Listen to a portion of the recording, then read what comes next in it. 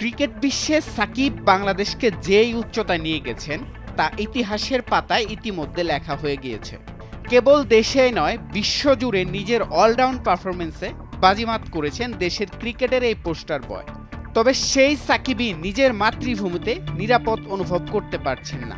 তার সংশয়ের পর সামাজিক যোগাযোগ মাধ্যমে নানান প্রতিক্রিয়া ব্যক্ত করেছেন নেটিজেনদের কেউ কেউ। সাকিবের পক্ষে বিপক্ষে সমালোচনাও চলেছে।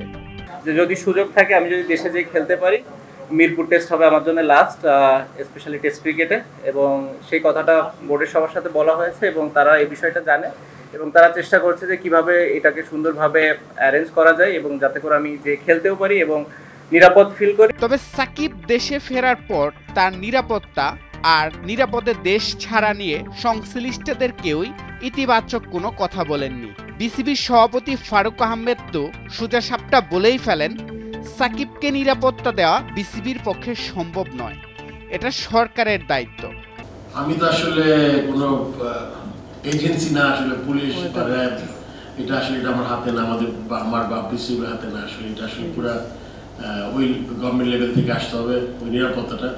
দেশ সেরা এই অলরাউন্ডারের নিরাপত্তা ইস্যুতে সরকারের কোর্টে বিসিবির বল ঢেলে দেওয়ার পর এ নিয়ে কথা বলেছিলেন ক্রীড়া উপদেষ্টা আসিফ মাহমুদ। সাকিবকে তার রাজনৈতিক অবস্থান ব্যাখ্যা করারও পরামর্শ দিয়েছিলেন তিনি। খেলোয়াড় হিসেবে আমাদের একজন খেলোয়াড়কে যতটুকু নিরাপত্তা আমাদের দেওয়ার দায়িত্ব সেটা অবশ্যই আমরা দিব, তিনি দেশে আসলে আমরা সেটা দিব। দেশে সাকিবের শেষ টেস্ট খেলা নিয়ে নানান প্রতিক্রিয়া থাকলেও এ নিয়ে এখন পর্যন্ত আর কোনো মন্তব্য করেননি সাকিব। ভারতের টেস্ট সিরিজ শেষে এরই মধ্যে পাড়ি জমিয়েছেন যুক্তরাষ্ট্রে। সাকিব নিশ্চুপ থাকলেও তার ঘনিষ্ঠ সূত্র বলছে নিজের বর্তমান অবস্থান বজায় রেখে ঝুঁকি নিয়ে হলেও দেশের মাটিতেই শেষ টেস্টটা খেলতে চান তিনি। তবে দেশের পরিস্থিতি যাই হোক, দেশে এলে সাকিবের নিরাপত্তা নিশ্চিত করার প্রতিশ্রুতি দিয়েছেন ক্রীড়া উপদেষ্টা আসিফ মাহমুদের মতে, সাকিব এমন একজন খেলোয়াড় দেশের জন্য যার অনেক অবদান রয়েছে। সাকিব আল হাসানের নিরাপত্তার কথা ইতিমধ্যে বলেছি এবং সেটা আমরা নিশ্চিত করবো এবং আমিও ব্যক্তিগতভাবে চাই এরকম একজন প্লেয়ার যার দেশের জন্য এত অর্জন রয়েছে, তিনি বাংলাদেশেই তার যেহেতু টেস্ট শেষ করতে চাচ্ছেন সে ফেয়ারওয়েলটা পাক। দেশের ক্রিকেটের জন্য নিবেদিত এক প্রাণ সাকিব আল হাসান।